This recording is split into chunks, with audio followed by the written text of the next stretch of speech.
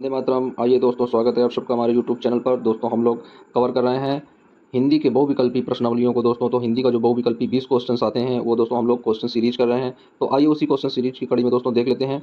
इसमें 50 क्वेश्चन है दोस्तों, जिसमें से 30 क्वेश्चन बुक के हैं और 20 क्वेश्चन दोस्तों वो ग्रामर से लिए गए हैं। तो आइए देख लेते हैं पहला क्वेश्चन क्या दिया गया है। तो दोस्तों पहला क्वेश्चन दिया गया है कि अशोक वाजपेयी की गणना हिंदी के किस काल के कवियों के रूप में होती है। दोस्तों कवि कौन है? अशोक वाजपेयी जी की गणना हिंदी के किस काल के कवियों के रूप में होती है। ऑप्शन नंबर का में दोस्तों दिया गया है आदिकाल के रूप में। ऑप्शन नंबर ख में दिया गया है भक्ति काल के रूप में। ऑप्शन नंबर ग में है रीति काल के रूप में। और ऑप्शन नंबर घ में है दोस्तों आधुनिक काल के रूप में। दोस्तों जैसा कि आप सब लोग जानते हैं, टेस्ट करना भी जानते हैं, बहुत दोस्तों कई एक क्वेश्चन सीरीज सॉल्व कर चुके हैं दोस्तों। जिन क्वेश्चन का आंसर आप लोगों को पता है उसे आप लोग अपनी नोटबुक में लिखें या फिर कमेंट के माध्यम से सही क्वेश्चन को दोस्तों जल्दी से टिक करेंगे कि उस क्वेश्चन का आंसर कौन सा होगा। का सही होगा, खा सही होगा, गा सही होगा या फिर घा सही होगा। तो आइए दोस्तों देख लेते हैं। एक क्वेश्चन के लिए 25 सेकंड का दोस्तों समय रहता है आंसर देने के लिए। तो 25 सेकंड के बाद में क्वेश्चन का आंसर डिक्लेयर किया जाएगा। तो अशोक वाजपेयी की गणना हिंदी के किस काल के कवियों में होती है? आदिकाल में होती है, भक्ति काल में होती है, रीति काल में होती है या फिर आधुनिक काल में होती है। तो दोस्तों क्वेश्चन नंबर पहले का जो राइट ऑप्शन हो जाएगा वो हो जाएगा घा नंबर, यानी आधुनिक काल के रूप में। दोस्तों अशोक वाजपेयी की गणना किसमें होती है? आधुनिक काल के रूप में। तो ऑप्शन नंबर घा हो जाएगा। घा ऑप्शन इज राइट आंसर। अब आइए दोस्तों देख लेते हैं क्वेश्चन नंबर नेक्स्ट। दोस्तों को दूसरा क्वेश्चन दिया गया, कह रहा अशोक वाजपेयी का जन्म कब हुआ था। तो आइए दोस्तों देख लेते हैं अशोक वाजपेयी का जन्म कब हुआ था। 1941 में, 1943 में, 1945 में या फिर 1947 में। तो दोस्तों जल्दी से आप लोग कमेंट करें या अपना क्वेश्चन नोटबुक में लिखें कि अशोक वाजपेयी का जन्म कब हुआ था। 1941 में हुआ था, 1943 में, 1945 में या फिर 1947 में। तो अब आइए दोस्तों देख लेते हैं इस क्वेश्चन का जो राइट आंसर होने वाला है वो है क्वेश्चन नंबर दूसरे का राइट ऑप्शन दोस्तों बनेगा कि अशोक वाजपेयी का जो जन्म हुआ था दोस्तों वो हुआ था 1941 में। तो क्वेश्चन नंबर दूसरे का राइट ऑप्शन हो जाएगा का नंबर, यानी का ऑप्शन इज राइट आंसर। अगला दोस्तों देख लेते हैं। क्वेश्चन कह रहा है कि अशोक वाजपेयी जी का जन्म स्थान कहाँ है। दोस्तों अशोक वाजपेयी जी कहाँ पर पैदा हुए थे?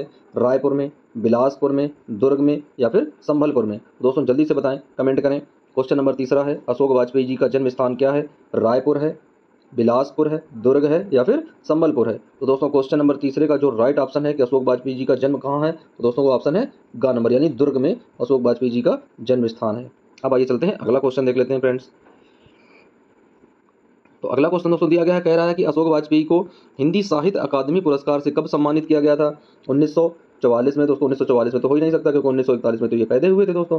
उसके बाद दिया गया 1996 में, हाँ ये ऑप्शन हो सकता है। 1998 में ये ऑप्शन हो सकता है और सन 2000 में। ये तीन ऑप्शन दोस्तों हो सकते हैं।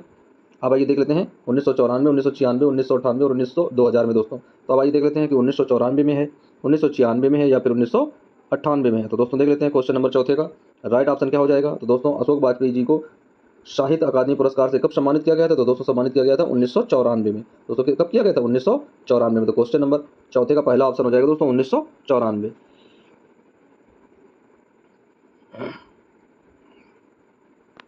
अगला क्वेश्चन दोस्तों कह रहा है कि अशोक वाजपेयी को उनकी किस रचना पर साहित्य अकादमी पुरस्कार मिला था।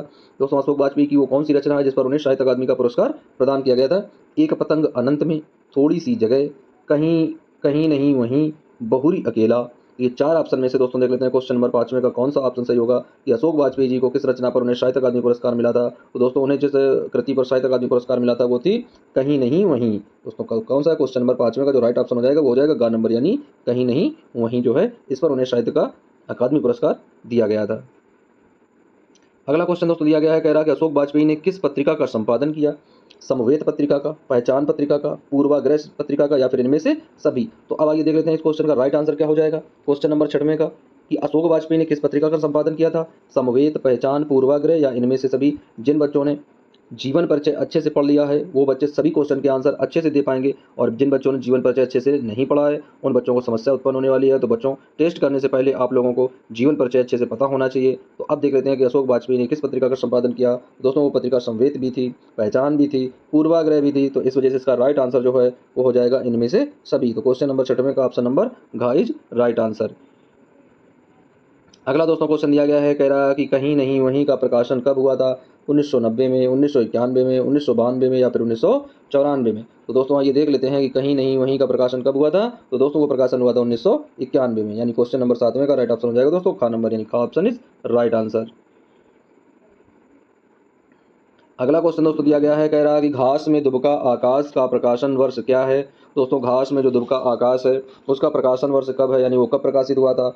1994 में प्रकाशित हुआ था क्या, या 1996 में प्रकाशित हुआ था, या 1998 में प्रकाशित हुआ था, या फिर 2000 में प्रकाशित हुआ था। तो घास में दुबका आकाश दोस्तों कब प्रकाशित हुआ था? और ये दोस्तों वाजपेयी जी की रचना है, तो इसका प्रकाशन हुआ था 1994 में। तो क्वेश्चन नंबर 8वें का राइट ऑप्शन हो जाएगा का नंबर। अब आइए देख लेते हैं क्वेश्चन नंबर नेक्स्ट। तो फ्रेंड्स अगला क्वेश्चन दिया गया है, कह रहा है कि निम्न में से कौन सी रचना अशोक वाजपेयी जी की है? दोस्तों हमें देखना है कि कौन सी रचना जो है वो अशोक वाजपेयी जी की है। अभी कुछ और भी, थोड़ी सी जगह, अभी कुछ और भी, थोड़ी सी जगह, जो नहीं है, या फिर उपर्युक्त सभी। तो दोस्तों जल्दी से आप लोग कमेंट करें या आप लोग क्वेश्चन को अपने नोटबुक में लिखें कि क्वेश्चन नंबर 9 का राइट आंसर क्या है। अशोक वाजपेयी जी की रचना कौन है? अभी कुछ और, थोड़ी सी जगह, जो नहीं है, या उपर्युक्त सभी। तो आइए दोस्तों इस क्वेश्चन का राइट आंसर देख लेते हैं कि अशोक वाजपेयी जी की जो रचनाएं हैं उनमें से एक रचना है अभी कुछ और है, थोड़ी सी जगह भी है, जो नहीं है। ये सारी रचनाएं किसकी हैं? अशोक वाजपेयी जी की हैं। तो क्वेश्चन नंबर 9 का जो राइट ऑप्शन हो जाएगा दोस्तों वो हो जाएगा घ नंबर, यानी घ ऑप्शन इज राइट आंसर। अब आइए चलते हैं, देख लेते हैं नेक्स्ट सवाल। तो दोस्तों अगला क्वेश्चन दिया गया है 10वां, कह रहा है युवा जंगल के रचनाकार कौन है? दोस्तों क्या कह रहा है? सवाल कह रहा है युवा जंगल के रचनाकार कौन है? क्या अशोक वाजपेयी जी हैं, केदारनाथ सिंह जी हैं, केदारनाथ अग्रवाल जी हैं, या फिर त्रिभुवन जी हैं? तो आइए दोस्तों देख लेते हैं क्वेश्चन नंबर 10वें का जो राइट आंसर होगा वो हो जाएगा अशोक वाजपेयी, यानी युवा जंगल के लेखक कौन है? अशोक वाजपेयी जी की रचना है, कवि हैं दोस्तों अशोक वाजपेयी।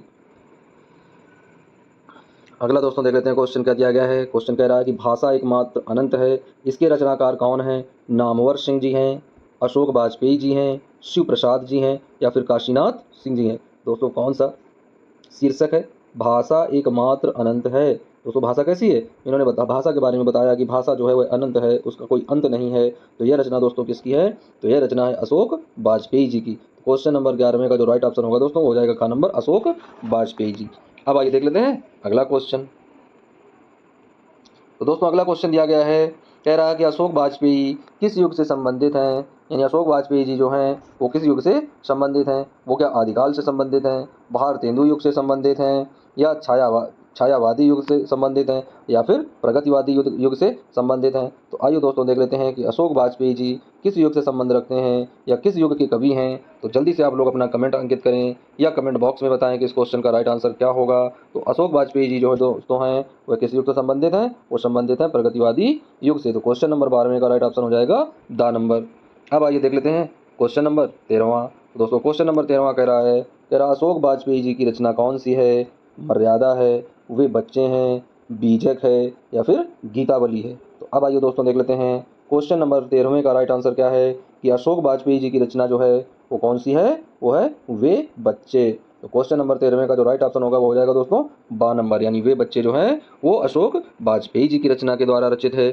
अब आइए देख लेते हैं इसका अगला क्वेश्चन। तो दोस्तों अगला क्वेश्चन दिया गया है, कह रहा है कि वाजपेयी जी का पहला काव्य संग्रह कौन सा है? क्या कह रहा है दोस्तों? वाजपेयी जी का पहला काव्य संग्रह कौन है? कहीं नहीं वहीं भी, शहर अब भी संभावना है, या फिर घर, या फिर चीख? तो वाजपेयी जी का पहला जो काव्य संग्रह है दोस्तों उसका नाम क्या है? कहीं नहीं वहीं है क्या, या शहर अब भी संभावना है, या फिर घर, या फिर चीख? जल्दी से बच्चों अपना कमेंट बताएं कि इस क्वेश्चन का राइट आंसर क्या होने वाला है। क्वेश्चन नंबर 14वें का राइट ऑप्शन क्या बनेगा? तो दोस्तों क्वेश्चन नंबर 14वें का जो राइट ऑप्शन बनने वाला है कि वाजपेयी जी का जो पहला काव्य है दोस्तों वह है शहर अब भी संभावना रखता है, यानी शहर अब भी संभावना है। तो क्वेश्चन नंबर 14वें का जो राइट ऑप्शन होगा दोस्तों वो हो जाएगा बा ऑप्शन इज राइट आंसर। अब आइए देख लेते हैं क्वेश्चन नंबर 15वां। 15वां दोस्तों कह रहा है कि अशोक वाजपेयी जी की रचना नहीं है। अब इसमें हमें अशोक वाजपेयी जी की रचना देखनी है। क्या लहर उनकी रचना नहीं है, या वह नहीं कहती है, या फिर घर, या फिर युवा जंगल? तो अब आइए दोस्तों देख लेते हैं कि क्वेश्चन नंबर 15 का राइट ऑप्शन क्या बनेगा फ्रेंड्स। तो अशोक वाजपेयी जी की जो रचना है वो कौन नहीं है दोस्तों? तो अभी हम लोग जस्ट पढ़ चुके थे कि युवा जंगल तो अशोक वाजपेयी जी की रचना थी दोस्तों, पीछे वाले क्वेश्चन में हम लोग कवर कर चुके हैं युवा जंगल के बारे में। फिर घर और वह नहीं कहती है, ये तीनों जो रचनाएं हैं ये तीनों रचनाएं अशोक वाजपेयी जी की हैं। और दोस्तों क्वेश्चन में क्या पूछ रहा है?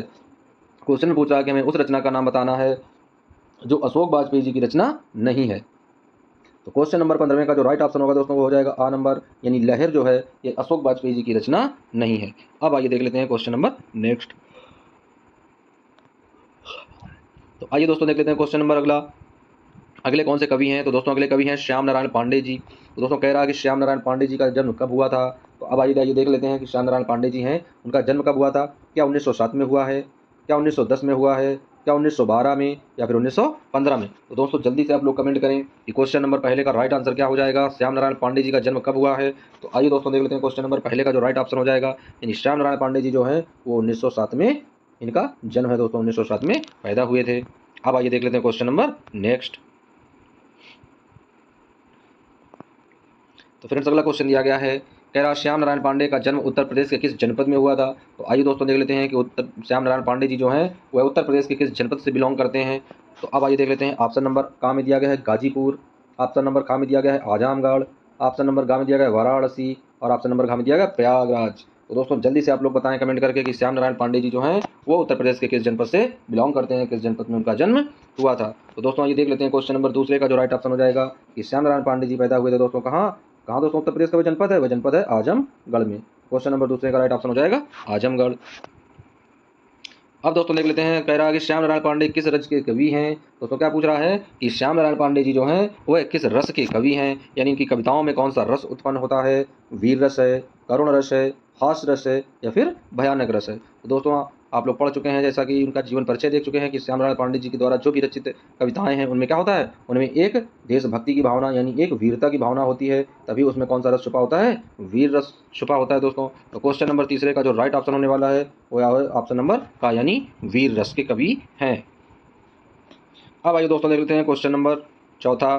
तो दोस्तों क्वेश्चन नंबर चौथा क्या कह रहा है, कह रहा श्याम नारायण पांडे जी का निधन कब हुआ था। तो अब आइए दोस्तों देख लेते हैं क्वेश्चन नंबर चौथा क्या है कि श्याम नारायण पांडे जी का निधन कब हुआ था, क्या 1990 में या 1991 में या 1992 में या फिर 1993 में। तो दोस्तों क्वेश्चन नंबर चौथे का जो राइट ऑप्शन हो जाएगा श्याम नारायण पांडे जी का निधन कब हुआ था। तो दोस्तों श्याम नारायण पांडे जी जो हैं इनका निधन कब हुआ था, तो आइए देख लेते हैं कि इनका निधन दोस्तों हुआ था 1991 में। तो क्वेश्चन नंबर चौथे का राइट ऑप्शन हो जाएगा खा नंबर, यानी 1991 में ये पैदा हुए थे दोस्तों। निधन हुआ था, सॉरी बच्चों यहाँ पर क्या है, निधन हुआ था यानी उनकी मृत्यु हुई थी। अगला दोस्तों क्वेश्चन दिया गया है, कह रहा श्याम नारायण पांडे जी की लेखन की विधा कौन सी है, यानी श्याम नारायण पांडे जी ने कौन सी विधा के अंतर्गत अपनी लेखनी की है, क्या उन्होंने कहानी लिखे हैं, नाटक लिखे हैं या काव्य लिखे हैं यानी कविताएं लिखी हैं या फिर उपन्यास लिखे हैं। दोस्तों इस क्वेश्चन का आंसर सभी बच्चे आसानी से दे पाएंगे क्योंकि हम लोग किनका अध्ययन कर रहे हैं, हम लोग कविताओं का अध्ययन कर रहे हैं। तो जब हम लोग कविताओं का अध्ययन कर रहे हैं तो कविताओं के अध्ययन को दोस्तों क्या बोलते हैं काव्य। क्या बोलते हैं, काव्य। तो हम यहाँ पर देख लेते हैं कौन सा ऑप्शन सही हो जाएगा। तो श्याम नारायण पांडे जी की लेखन की विधा दोस्तों कौन है, वो है काव्य, यानी क्वेश्चन नंबर 5 का राइट ऑप्शन हो जाएगा गा नंबर।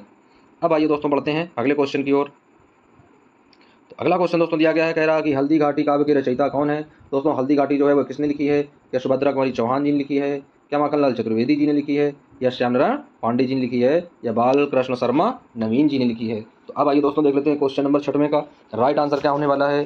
तो दोस्तों क्वेश्चन नंबर जो 6वां है उसका राइट आंसर क्या हो जाएगा कि हल्दी घाटी काव्य के रचयिता कौन है। तो दोस्तों हल्दी घाटी काव्य के रचयिता है श्याम नारायण पांडे जी। तो क्वेश्चन नंबर 6 का राइट ऑप्शन हो जाएगा गा नंबर। अब आइए दोस्तों देख लेते हैं क्वेश्चन नंबर नेक्स्ट। दोस्तों अगला क्वेश्चन दिया गया है, कह रहा है हल्दी घाटी काव्य का प्रकाशन कब हुआ था। तो भाई दोस्तों देख लेते हैं इनके द्वारा जो रचित काव्य है हल्दी घाटी उसका प्रकाशन वर्ष पूछा गया है, क्या 1937 से 39 के बीच में हुआ था, क्या 1940 से 41 के बीच में हुआ था, क्या 1942 से 43 के बीच में हुआ था या फिर इनमें से कोई नहीं। तो दोस्तों क्वेश्चन नंबर 7 का राइट ऑप्शन क्या हो जाएगा, हल्दी घाटी काव्य का जो प्रकाशन है दोस्तों वह है 1937 से 1939 के मध्य। दोस्तों इसका राइट आंसर हो जाएगा का नंबर, यानी 1937 से 1939 के मध्य हल्दी घाटी काव्य का प्रकाशन हुआ था। अगला क्वेश्चन है फ्रेंड्स, कह रहा है कि निम्न में से कौन सी रचना श्याम नारायण पांडे जी की है। दोस्तों पूछ रहा है कि निम्न में से कौन सी रचना श्याम नारायण पांडे जी की है। क्वेश्चन नंबर 8वां है दोस्तों, कह रहा है हल्दी घाटी है क्या, जौहर है क्या, तुमुल है या फिर उपर्युक्त सभी। तो दोस्तों अभी हम लोग पढ़ चुके हैं कि हल्दी घाटी का जो प्रकाशन है वो किसके द्वारा हुआ था, श्याम नारायण पांडे जी के द्वारा। तो भैया यहाँ पर क्या कह रहा है कि कौन सी रचना श्याम नारायण पांडे जी की है। तो इस क्वेश्चन को पहचानने में तो जरा भी गलती किसी बच्चे से होने वाली है नहीं। तो क्वेश्चन नंबर 8 का जो राइट ऑप्शन हो जाएगा का नंबर, यानी हल्दी घाटी। अब आइए दोस्तों बढ़ते हैं अगले क्वेश्चन की ओर। तो फ्रेंड्स अगला क्वेश्चन दिया गया है, कह रहा है कि श्याम नारायण पांडे किस पुरस्कार से सम्मानित किए गए थे। दोस्तों श्याम नारायण पांडे जी को कौन सा पुरस्कार दिया गया था, यानी भारत सरकार ने उन्हें कौन सा पुरस्कार देकर सुशोभित किया था। तो आइए दोस्तों देख लेते हैं क्वेश्चन नंबर 1 में क्या है, कह रहा है कि देव पुरस्कार दिया गया था या साहित्य अकादमी पुरस्कार दिया गया था या ज्ञानपीठ का पुरस्कार मिला था या फिर इनमें से कोई नहीं। तो दोस्तों क्वेश्चन नंबर 9 में उन्हें कौन सा पुरस्कार मिला था, श्याम नारायण पांडे जी को किस पुरस्कार से सम्मानित किया गया। तो दोस्तों जो श्याम नारायण पांडे जी को पुरस्कार मिला था वह था देव पुरस्कार। दोस्तों कौन सा था, देव पुरस्कार, यानी देवों के देव महादेव वाला पुरस्कार। अब आइए दोस्तों देख लेते हैं क्वेश्चन नंबर 10वां। तो दोस्तों 10वां क्वेश्चन कह रहा हल्दी घाटी नामक रचना किस प्रकार का काव्य है। तो दोस्तों हल्दी घाटी के बारे में आप लोग पढ़ चुके हैं, जानते भी हैं। हल्दी घाटी का युद्ध किसके बीच में हुआ था, अकबर और महाराणा प्रताप के बीच में दोस्तों। तो आप लोग जो पढ़े होंगे, बहुत बचपने की एक कहानी है दोस्तों, एक कविता हुआ करती थी उस समय। तो उसमें महाराणा प्रताप का घोड़ा था चेतक, उसके बारे में दोस्तों जो व्याख्यान किया गया है हल्दी घाटी के बारे में, यानी चेतक था, चढ़ चेतक दोस्तों, जो उसमें कविता हुआ करती थी वो दोस्तों हल्दी घाटी किस पर है? क्या वह सामाजिकता पर है, ऐतिहासिक पर है, राजनीति पर है, या फिर आर्थिक स्थिति पर है? तो दोस्तों हल्दी घाटी जो रचना है वह किससे संबंधित है? वह इतिहास से संबंधित है। तो क्वेश्चन नंबर 10 में का राइट ऑप्शन हो जाएगा ऐतिहासिक घटना है दोस्तों, ऐतिहासिक काव्य है। तो क्वेश्चन नंबर 10 में का जो राइट ऑप्शन होगा वो होगा 10वें का ख। अब दोस्तों अगला क्वेश्चन देख लेते हैं। अगला क्वेश्चन क्या है? कह रहा हल्दी घाटी शीर्षक कविता की विशेषताएं बताइए। क्या है दोस्तों? हल्दी घाटी शीर्षक कविता की विशेषताएं बताइए। क्या विशेषताएं हैं? वीर रस से परिपूर्ण है, बिल्कुल सही बात है दोस्तों। भीषण नरसंहार है दोस्तों, जब युद्ध होगा, युद्ध में जब अकबर और राणा प्रताप की सेनाएं आपस में भिड़ेंगी तो भीषण नरसंहार होना एकदम से लाजमी है। देश में राष्ट्रीय एकता का अभाव है, या फिर उपर्युक्त सभी। तो क्वेश्चन नंबर 11 के दोस्तों जो सभी ऑप्शन होते हैं वो कैसे होते हैं? यानी उनकी रचनाओं में वीर रस से परिपूर्ण रचनाएं मिलती हैं। और दोस्तों जब युद्ध होते हैं तो युद्ध में क्या होता है? बहुत सारे सैनिक मारे जाते हैं, जिसमें भीषण नरसंहार होता है। और दोस्तों अगला टॉपिक जो है वो क्या है? देश में राष्ट्रीय एकता का अभाव है। दोस्तों लड़ाइयाँ कहाँ होती हैं? जहाँ पर एकता नहीं होती है वहीं पर लड़ाइयाँ होती हैं। तो क्वेश्चन नंबर 11 का जो राइट ऑप्शन हो जाएगा दोस्तों वो हो जाएगा घ नंबर, यानी उपर्युक्त में से सभी। तो अब दोस्तों बढ़ते हैं आगे और देख लेते हैं अगला क्वेश्चन। तो दोस्तों अगले जो कवि हैं आप लोगों के सिलेबस में क्लास 10th की हिंदी में दोस्तों, केदारनाथ जी। कौन है दोस्तों? केदारनाथ जी का जन्म किस गांव में हुआ था? बहुत ही नंबर 1 क्वेश्चन है दोस्तों। केदारनाथ जी का जन्म किस गांव में हुआ था? क्या बलिया में हुआ था, चकिया में हुआ था, दतिया में हुआ था, या फिर सूरजपुर में हुआ था? दोस्तों बहुत ही अजब अनोखे नाम है चकिया और दतिया दोस्तों। तो केदारनाथ जी जो हैं उनका जन्म गाँव किस गाँव में हुआ था?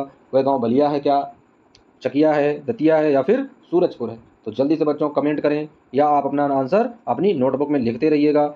अब आइए देख लेते हैं क्वेश्चन नंबर पहले का जो राइट ऑप्शन बनने वाला है वो क्या हो जाएगा कि केदारनाथ जी का जो जन्म है वो कहाँ पैदा हुए थे? चकिया में पैदा हुए थे दोस्तों। तो क्वेश्चन नंबर पहले का राइट ऑप्शन हो जाएगा बा। और दोस्तों ये जो चकिया दिया गया है ये चकिया घर वाली चकिया नहीं है कि उसमें आप लोग आटा पीसो वही चकिया है दोस्तों। ये चकिया क्या है? एक गाँव है ये दोस्तों। ये चकिया क्या है? एक गाँव है जिसका नाम है चकिया, यानी चकिया गाँव का, चकिया नाम का एक गाँव है। उसी गाँव में जो केदारनाथ जी हैं उनका जन्म हुआ था। तो अब आइए दोस्तों देख लेते हैं क्वेश्चन नंबर पहले का जो राइट ऑप्शन हो जाएगा वो हो जाएगा 12 नंबर। आगे चलते हैं दोस्तों, अगला क्वेश्चन देख लेते हैं।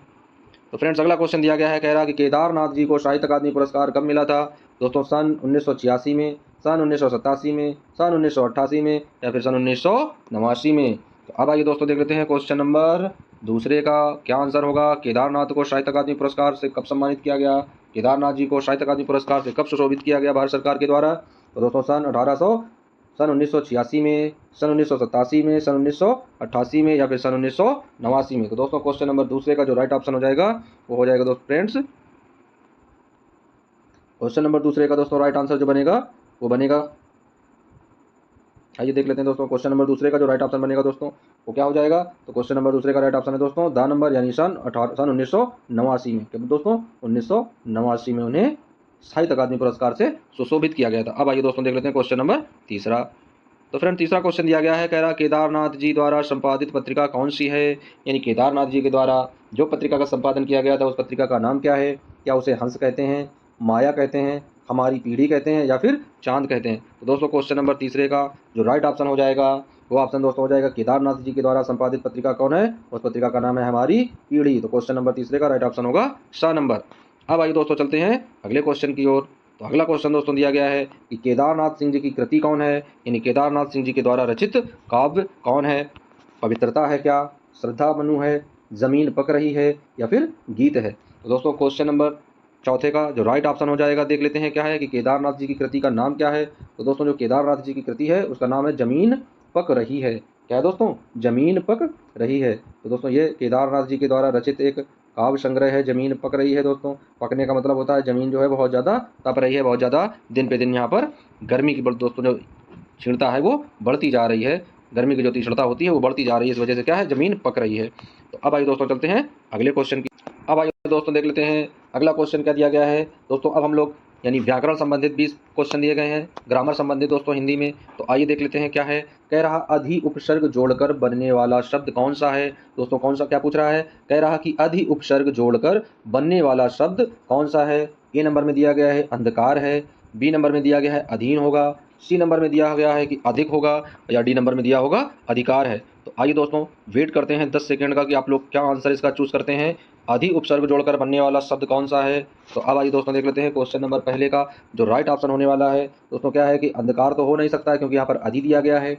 अधीन हो नहीं सकता दोस्तों, बड़ी ई दी गई है। यहाँ देख लेते हैं अधिक, तो दोस्तों जब अधिक अधि हटा देंगे तो दोस्तों यहाँ पर का के लिए बचेगा और का फिर कोई अर्थ नहीं होता है। और उपसर्ग दोस्तों क्या होते हैं, किसी शब्द में जुड़कर उस शब्द का अर्थ बदल देते हैं तो वो उपसर्ग कहलाते हैं दोस्तों। तो यहाँ पर का स्वयं का कोई अर्थ नहीं है, इस वजह से यह ऑप्शन तो निगलेक्ट हो जाएगा। अधि जरूर दोस्तों जुड़ा है आगे। तो अब इसका कौन सा ऑप्शन बचा दोस्तों, तो क्वेश्चन नंबर पहले का जो ऑप्शन बचा वो बचा डी नंबर यानी अधिकार। तो क्वेश्चन नंबर पहले का जो राइट ऑप्शन होगा दोस्तों वो हो जाएगा D option is right answer, यानी अधि उपसर्ग जोड़कर बनने वाला शब्द जो है उसे बोलते हैं हम लोग अधिकार।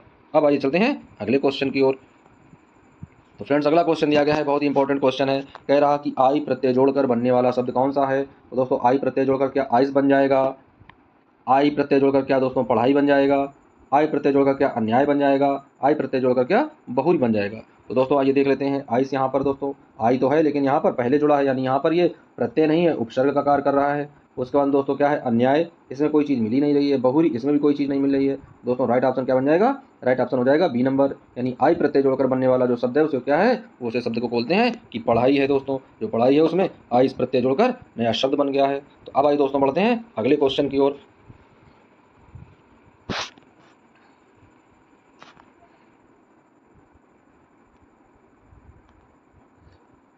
अब आइए दोस्तों देख लेते हैं क्वेश्चन नंबर तीसरा।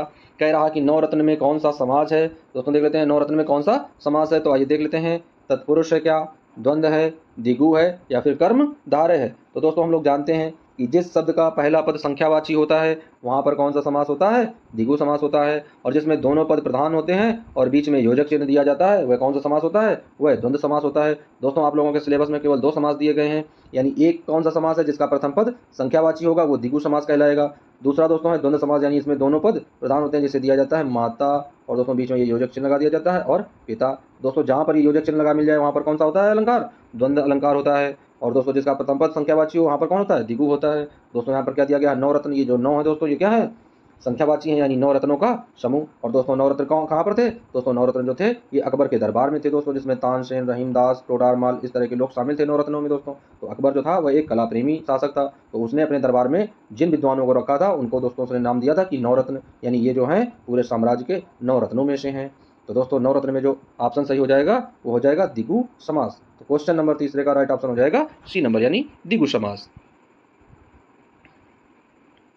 अब दोस्तों अगला क्वेश्चन बन रहा है, कह रहा विद्यालय का संधि विच्छेद कीजिए। दोस्तों क्या कह रहा है कि विद्यालय का संधि विच्छेद कीजिए। क्या विद धन आलय हो सकता है, क्या विद धन आलय बन सकता है, क्या विद्याधन आलय होगा या फिर विद्याधन लय होगा। तो दोस्तों जल्दी से आप लोग कमेंट करें और कमेंट करके बताएं कि क्वेश्चन नंबर तीसरे का राइट आंसर क्या होने वाला है, विद्यालय का संधि विच्छेद क्या होगा। तो अब आइए दोस्तों देख लेते हैं कि विद्यालय का जो संधि विच्छेद है वो है विद्याधन आलय। तो क्वेश्चन नंबर तीसरे का जो राइट ऑप्शन हो जाएगा दोस्तों वो हो जाएगा सी नंबर, यानी C option is right answer. तो अब आइए दोस्तों देख लेते हैं पहला क्वेश्चन क्या, क्वेश्चन चौथा क्या दिया गया है। तो चौथे क्वेश्चन में दोस्तों कह रहा कि असुर की पर्यायवाची कौन सी है। दोस्तों असुर माने होता क्या है, हम लोग जानते हैं असुर माने दोस्तों कौन होता है, राक्षस होता है, दानव होता है, वो असुर होते हैं दोस्तों, जिन्हें भूत कहते हैं, भूत प्रेत। भूत प्रेत दोस्तों आप लोगों ने नाम सुना होगा। जैसे ही तुम्हारी परछाई कहीं पर डबल बनने लगे समझ जाओ बच्चों क्या हो रहा है, पीछे से कोई पीछा कर रहा है। तो क्या कह रहा है दोस्तों, वही असुर है जो परछाई 2 बना देता है। तो असुर की पर्यायवाची कौन होगी, धनुज होगी, तमचर होगी, रावण होगी या फिर A+B होगी। तो आइए दोस्तों देख लेते हैं क्वेश्चन नंबर चौथे का राइट ऑप्शन क्या हो जाएगा। तो अब आइए बता देते हैं फ्रेंड्स कि जिस बच्चे ने आंसर दिया है A नंबर उसका भी आंसर सही है, जिस बच्चे ने आंसर दिया है B नंबर उसका भी आंसर सही है, लेकिन जिन बच्चों ने आंसर दिया है D नंबर उन बच्चों का 100% सही है। बाद बाकी ये दोनों 50-50% सही हैं, लेकिन ये जो ऑप्शन है दोस्तों A+B ये 100% सही है। ये असुर की जो पर्यायवाची होती है वह धनुज होती है, तमचर होती है, रातचर होती है। ये सब किसके दोस्तों हैं, असुर की पर्यायवाची हैं। अब आइए देख लेते हैं अगला क्वेश्चन। दोस्तों अगला क्वेश्चन बहुत ही इंपॉर्टेंट है। कह रहा कि अधिकांश का विलोम क्या होता है दोस्तों, यानी अधिकांश जो है उसका विलोम क्या होगा, क्या कम होगा, अल्पांश होगा, बहुलांश होगा या फिर इनमें से कोई नहीं। तो अब आइए दोस्तों देख लेते हैं कि अधिकांश का विलोम क्या होगा दोस्तों। तो अधिकांश का विलोम हम लोग जानते हैं, जो अधिकांश का विलोम होता है वह होता है अल्पांश। क्वेश्चन नंबर 5वें का राइट ऑप्शन हो जाएगा दोस्तों बी नंबर, यानी B option is right answer. अगला दोस्तों क्वेश्चन देख लेते हैं, बहुत ही इंपॉर्टेंट क्वेश्चन है, अलंकार बताना है दोस्तों। तो क्या कह रहा है, कह रहा है मुनिपद कमल बंदिदो भ्राता। क्या कह रहा है दोस्तों, मुनिपद कमल बंदिदो भ्राता में कौन सा अलंकार है। तो दोस्तों जल्दी से आप लोग पढ़ें, समझें और उसके बाद में आंसर देने का कष्ट करें। पहला ऑप्शन क्या है, कह रहा है कि उपमा अलंकार है। दूसरा ऑप्शन कह रहा है कि रूपक अलंकार है। तीसरा ऑप्शन कह रहा है कि उत्प्रेक्षा अलंकार है और चौथा ऑप्शन कह रहा है कि यमक अलंकार है। अब भाई जो अलंकार सही है उस अलंकार को आप लोग पहचानें और जल्दी से कमेंट करके इस क्वेश्चन का आंसर टाइप करें। तो आइए दोस्तों देख लेते हैं कि क्वेश्चन नंबर 6वें का राइट आंसर क्या होने वाला है कि मुनिपद कमल बंद दो भ्राता। इसमें जो अलंकार है दोस्तों वो अलंकार है रूपक अलंकार। कौन सा है, रूपक। तो क्वेश्चन नंबर 6वें का राइट ऑप्शन हो जाएगा बी नंबर। अब आइए चलते हैं अगला क्वेश्चन फ्रेंड्स देख लेते हैं। तो फ्रेंड्स अगला क्वेश्चन दिया गया है, कह रहा है कि तुमसे फूल नहीं तोड़े जाएंगे। क्या है दोस्तों, तुमसे फूल नहीं तोड़े जाएंगे। दोस्तों यानी तुम फूल तो तोड़ ही नहीं सकते हो, तुम केवल इंसान की उम्मीदों को तोड़ोगे, उनके मन को तोड़ोगे, यही काम करोगे, बस पढ़ोगे नहीं मन से। तो क्या कह रहा है, तुमसे फूल नहीं तोड़े जाएंगे में कौन सा वाच्य है। क्या इसमें कर्तवाच्य है या कर्मवाच्य है या भाववाच्य है या फिर संबोधन है। तो दोस्तों क्या कह रहा है, तुमसे फूल नहीं तोड़े जाएंगे, इसमें कौन सा वाच्य है। तो दोस्तों इसमें वाच्य जो है वह बनना है कर्मवाच्य। दोस्तों इसमें किसमें है, यानी कर्म की वजह से दोस्तों यहाँ पर क्रिया का प्रयोग हुआ है। तो दोस्तों जिसके अनुसार जब क्रिया का प्रयोग होता है, यदि कर्ता के अनुसार क्रिया का प्रयोग होगा तो कर्तवाच्य होगा, कर्म के अनुसार होगा तो कर्मवाच्य होगा, और दोस्तों यदि भाव हो, भावना के द्वारा हो, तो वहाँ पर भाववाच्य हो जाएगा। तो क्वेश्चन नंबर 7वें का जो राइट ऑप्शन बन रहा है वो क्या है, कर्मवाच्य। Option number B is right answer. अब आइए दोस्तों देख लेते हैं, बहुत ही इंपॉर्टेंट दोस्तों एक क्वेश्चन आया है, आप लोग पढ़ें समझें। आइए देख लेते हैं क्या है। दो लाइनें दोस्तों दी गई हैं, एक मूवी आई थी, उस मूवी के दोस्तों ये दो लाइनें हैं, आप लोग पढ़ेंगे क्या दिया गया है। दो लाइनें दोस्तों, दो लाइनें दी गई हैं, ऐ मेरे दोस्त लौट के आजा, बिन तेरे जिंदगी अधूरी है। तो अब आइए दोस्तों देख लेते हैं कि इन दो पंक्तियों में कौन सा रस दिया गया है। दोस्तों क्या कह रहा पंक्ति में कौन सा रस है। तो दोस्तों इन पंक्तियों में कौन सा रस है, तो आइए देख लेते हैं। क्या इन पंक्तियों में हास्य रस का उल्लेख किया गया है, या करुण रस का उल्लेख किया गया है, या शांत रस का उल्लेख किया गया है, या फिर निर्वेक का उल्लेख किया गया है। तो दोस्तों जल्दी से इस क्वेश्चन का आंसर बताएं, बहुत ही इजी क्वेश्चन है। दोस्तों पंक्तियां दी गई हैं, आप लोगों ने एक मूवी देखी होगी और दोस्तों उस मूवी का नाम था स्वर्ग। मूवी का नाम क्या था, स्वर्ग। तो दोस्तों ये जो पंक्तियां ली गई हैं ये स्वर्ग मूवी से ली गई हैं। पंक्तियां क्या हैं कि ऐ मेरे दोस्त लौट के आजा, बिन तेरे जिंदगी अधूरी है।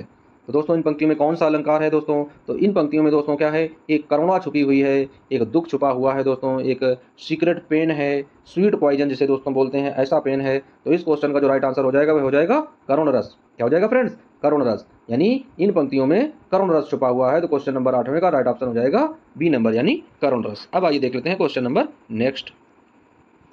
तो दोस्तों क्वेश्चन नंबर अगला पूछ रहा है, कह रहा है कि गोबर का तत्सम शब्द क्या होगा। दोस्तों क्या पूछ रहा है कि गोबर का तत्सम क्या होगा। बहुत ही इंपॉर्टेंट क्वेश्चन है दोस्तों, गोबर का तत्सम क्या होगा। आप लोग गोबर से लीपते हो ना घर में, बस वही गोबर, मजा आता होगा एकदम छपर छपर करके लीपने में। तो वही दोस्तों आंसर देना है कि गोबर का तत्सम शब्द क्या होगा, गोमय होगा, गाय का गोबर होगा, या गौबर होगा, या फिर इनमें से कोई नहीं। तो दोस्तों जल्दी से इस क्वेश्चन का आंसर दें, 10 सेकंड का समय है दोस्तों, कि गोबर का तत्सम शब्द क्या होगा। अब आइए दोस्तों देख लेते हैं क्वेश्चन नंबर 9 का राइट आंसर क्या होगा। तो दोस्तों जिन बच्चों ने आंसर लगाया है गोबर, वो बिल्कुल गलत है, गोबर नहीं होगा। जिन बच्चों ने आंसर लगाया है गाय का गोबर, दोस्तों वो तो गाय का गोबर है, उसमें क्या तुमने बदल दिया भाई तत्सम में। तो दोस्तों इसका जब तत्सम होगा वो हो जाएगा गोमय। क्या हो जाएगा दोस्तों, गोमय। तो क्वेश्चन नंबर 9 का राइट ऑप्शन हो जाएगा ए नंबर, यानी गोमय जो है वह राइट आंसर है। अब आइए चलते हैं अगला क्वेश्चन देख लेते हैं। तो दोस्तों अगला क्वेश्चन दिया गया है, कह रहा कि अपठथाम में कौन सा पुरुष और कौन सा वचन है। दोस्तों क्या इसमें प्रथम पुरुष बहुवचन है, या इसमें उत्तम पुरुष द्विवचन है, या इसमें मध्यम पुरुष एक वचन है, या फिर इनमें से कोई नहीं। तो दोस्तों क्वेश्चन नंबर 10वें को आप लोग जल्दी से कमेंट करके बताएं, और ये क्वेश्चन दोस्तों आप लोगों के लिए कमेंट के लिए निर्धारित किया गया है। आप लोग इस क्वेश्चन का आंसर कमेंट में करके बताएंगे कि अपठथाम में कौन सा पुरुष और वचन है। अब आइए देख लेते हैं क्वेश्चन नंबर नेक्स्ट। तो दोस्तों क्वेश्चन नंबर अगला दिया गया है, बहुत ही इंपॉर्टेंट क्वेश्चन है फ्रेंड्स, आइए देख लेते हैं हम लोग। क्या है, कह रहा है कि हिंदी गद्य का प्रथम उपन्यास कौन सा है। क्या है दोस्तों, कह रहा है कि हिंदी गद्य का प्रथम उपन्यास कौन सा है। तो दोस्तों हिंदी गद्य का जो प्रथम उपन्यास है वह है परीक्षा गुरु, या गोदान है, या बापू हमारे हैं, या कौन है नासिकेतोपाख्यान। तो अब आइए दोस्तों देख लेते हैं कि हिंदी गद्य का जो प्रथम उपन्यास है वो सही आंसर क्या होगा। तो दोस्तों क्वेश्चन नंबर 11वें का जो राइट ऑप्शन हो जाएगा वह हो जाएगा परीक्षा गुरु, यानी हिंदी का जो प्रथम उपन्यास है दोस्तों क्या है, परीक्षा गुरु। अब आइए दोस्तों देख लेते हैं नेक्स्ट क्वेश्चन। तो फ्रेंड्स अगला क्वेश्चन दिया गया है, कह रहा है कि रानी केतकी की कहानी किसकी रचना है। क्या कह रहा है दोस्तों, रानी केतकी की कहानी किसकी रचना है। क्या यह कहानी लल्लू लाल की है, या इंशाअल्लाह खां की है, या सदल मिस्र की है, या मलिक मोहम्मद जायसी की है? तो जल्दी से दोस्तों कमेंट करें कि रानी केतकी की कहानी की रचनाकार कौन है, रानी केतकी की कहानी के रचनाकार जो हैं वो कौन है? तो दोस्तों क्वेश्चन नंबर 12वें का जो राइट ऑप्शन हो जाएगा बी नंबर, यानी इंशा अल्लाह खां जो है वो रानी केतकी की कहानी के रचनाकार हैं या कवि हैं। अगला क्वेश्चन दोस्तों देख लेते हैं, आप लोगों के सिलेबस से लिया गया है। कह रहा है कि अजंता के लेखक कौन है? दोस्तों आप लोगों ने पाठ भी पढ़ रखा है कि अजंता एक पाठ है। तो अब आइए दोस्तों देख लेते हैं कि अजंता के जो लेखक हैं वो कौन है। क्या महावीर प्रसाद द्विवेदी जी हैं, हजारी प्रसाद द्विवेदी जी हैं, श्याम सुंदर दास जी हैं, या भगवत शरण उपाध्याय जी हैं? तो दोस्तों अजंता के जो लेखक हैं, आप लोग जल्दी से कमेंट करें 10 सेकंड के अंदर। क्वेश्चन नंबर 13 का राइट आंसर क्या बनेगा? तो अब आइए दोस्तों देख लेते हैं क्वेश्चन नंबर 13 का जो राइट ऑप्शन बन जाएगा वो हो जाएगा दोस्तों कि अजंता के जो लेखक हैं वो हैं भगवत शरण उपाध्याय जी। यानी क्वेश्चन नंबर 11वें 13वें का जो राइट ऑप्शन हो जाएगा वो हो जाएगा D option is right answer. अब आइए दोस्तों देख लेते हैं, अगला क्वेश्चन दिया गया है, बहुत ही इंपॉर्टेंट क्वेश्चन है फ्रेंड्स। कह रहा है कि सुप्रसिद्ध आलोचक के रूप में प्रसिद्ध हुए लेखक कौन है? तो दोस्तों सुप्रसिद्ध आलोचक के रूप में प्रसिद्ध होने वाले लेखक कौन है? क्या भारतेंदु हरिश्चंद्र जी हैं, जयशंकर प्रसाद जी हैं, सुमित्रा नंदन पंत जी हैं, या फिर रामचंद्र शुक्ल जी हैं? तो दोस्तों आप लोग एक बात हमेशा याद रखें, जहाँ पर प्रसिद्ध आलोचक के बारे में बात आ जाए, जहाँ पर आलोचक को पूछ लिया जाए, वहाँ पर रामचंद्र शुक्ल से बड़ा कोई आलोचक आज तक दुनिया में पैदा नहीं हुआ है। तो क्वेश्चन नंबर 14वें का जो राइट ऑप्शन हो जाएगा डी नंबर, यानी D option is right answer. दोस्तों अगला क्वेश्चन देख लेते हैं। अगला क्वेश्चन कह रहा है कि कृष्ण भक्ति शाखा की कवि हैं। दोस्तों आइए देख लेते हैं कृष्ण भक्ति शाखा के कौन कवि हैं। क्या सूरदास हैं, तुलसीदास हैं, रसखान हैं, या फिर रहीमदास हैं? तो दोस्तों आप लोगों को जल्दी से कमेंट करना है क्वेश्चन नंबर 15 का कौन सा ऑप्शन सही होगा, कृष्ण भक्ति शाखा के कवि कौन है? तो आइए दोस्तों देख लेते हैं। जिन बच्चों ने ऑप्शन नंबर डी दिया है वो बिल्कुल गलत है, जिन बच्चों ने ऑप्शन नंबर बी दिया गया है वो भी बिल्कुल गलत है, जिन बच्चों के ऑप्शन ए हैं वो 50% सही हैं, जिन बच्चों के ऑप्शन सी हैं वो भी 50% सही हैं, और जिन बच्चों ने दोस्तों जिस भी बच्चे ने A+C आंसर दे दिया है उस बच्चे को 100 में 100% अंक हैं। उसे बिल्कुल पता है कि सूरदास और रसखान जी जो हैं वो किसके बारे में कविताएं लिखते थे, कृष्ण जी के बारे में। तो ये कृष्ण भक्ति शाखा के कवि हैं। अब आइए दोस्तों देख लेते हैं क्वेश्चन नंबर 15 का जो राइट ऑप्शन है वो क्या है, ए और सी। फ्रेंड्स अगला क्वेश्चन देख लेते हैं। अगला क्वेश्चन क्या दिया गया है, कह रहा है कि भारतीय संस्कृति के लेखक कौन है? बहुत ही इजी क्वेश्चन है। राजेंद्र प्रसाद जी हैं, तुलसीदास जी हैं, भारतेंदु हरिश्चंद्र जी हैं, या फिर केशव दास जी हैं? तो दोस्तों भारतीय संस्कृति के लेखक कौन है?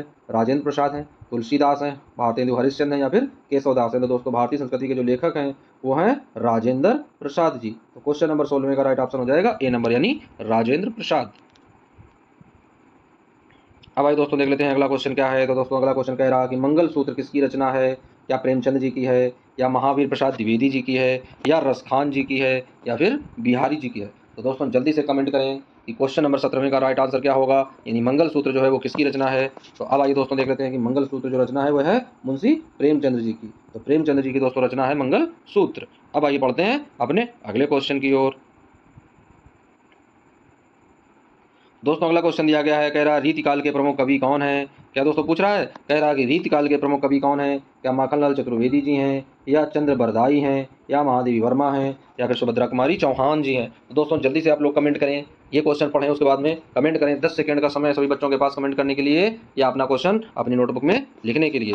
तो जल्दी से बच्चों कमेंट करें, उसके बाद में इसका आंसर बताया जाएगा। तो अब आइए देख लेते हैं, कई बच्चों के कमेंट आ चुके हैं कि रीतिकाल के प्रमुख कवि कौन है। तो दोस्तों रीतिकाल के जो प्रमुख कवि हैं वो है चंद्रबर दाई जी, यानी क्वेश्चन नंबर 98 का जो राइट ऑप्शन हो जाएगा वो हो जाएगा बी नंबर। अब आइए दोस्तों देख लेते हैं क्वेश्चन नंबर क्या है, कह रहा कि आदिकाल की समय अवधि क्या है। दोस्तों आदिकाल जो है वह कब से कब तक माना जाता है? क्या 1050 से 1375 तक, 1135 से 1555 तक, 1550 से 1900 तक, या 1900 से अब तक? तो दोस्तों आदिकाल की समय अवधि क्या है, यानी आदिकाल जो है वह कब से कब तक माना जाता है? तो दोस्तों आदिकाल की जो समय सीमा है वो है 1050 से लेकर 1375 तक। तो दोस्तों इस क्वेश्चन का जो राइट आंसर बनने वाला है वो क्या है, A option is right answer, question number 19। अब आइए दोस्तों बढ़ते हैं अगले क्वेश्चन की ओर। और दोस्तों अगला क्वेश्चन बहुत ही इंपॉर्टेंट है, आइए देख लेते हैं क्वेश्चन क्या कह रहा है फ्रेंड्स। कह रहा है कि चींटी किसकी रचना है? बहुत ही इंपॉर्टेंट है, सभी बच्चे जानते भी हैं, कई बच्चों के आंसर एकदम से क्लियर आएंगे इस क्वेश्चन में, क्योंकि ये आपके सिलेबस से लिया गया क्वेश्चन है कि महादेवी वर्मा जी हैं चींटी की रचनाकार, जयशंकर प्रसाद जी हैं चींटी के रचनाकार, या सुमित्रानंदन पंत जी हैं चींटी के रचनाकार, या फिर रामधारी सिंह दिनकर जी हैं चींटी के रचनाकार। तो अब आइए दोस्तों आप लोगों को बता देते हैं कि इस क्वेश्चन का राइट आंसर क्या होने वाला है। तो क्वेश्चन नंबर दोस्तों 20वें का जो राइट ऑप्शन है वो हो जाएगा सुमित्रानंदन पंत जी। तो क्वेश्चन नंबर 20वें का राइट ऑप्शन हो जाएगा सी नंबर, यानी सुमित्रानंदन पंत जी के द्वारा रचित जो काव्य है दोस्तों वो क्या है, चींटी है। Thanks dear watching my YouTube channel SSC classes 01। दोस्तों आप लोग यदि वीडियो को लाइक अभी तक नहीं किए हैं तो दोस्तों आप लोगों से रिक्वेस्ट है कि जाने से पहले एक बार वीडियो को लाइक अवश्य करके जाएं, और दोस्तों हो सके तो कम से कम एक कमेंट जरूर कर दिया करें। दोस्तों आप लोग बने रहिए वीडियो और चैनल के साथ में, इसी तरीके से अपने ज्ञान को बढ़ाते रहिए, अपनी पढ़ाई को अच्छी तरीके से मजबूत बनाते रहिए दोस्तों। और सभी विषयों की तैयारी करने के लिए दोस्तों वीडियो को लाइक करें और चैनल को सब्सक्राइब करें। दोस्तों मिलते हैं नेक्स्ट दोस्तों मिलेंगे बहुविकल्पी प्रश्न श्रृंखला के साथ में किसी अन्य सब्जेक्ट के लिए। जब तक के लिए दोस्तों अच्छे से पढ़ते रहिए। Take care.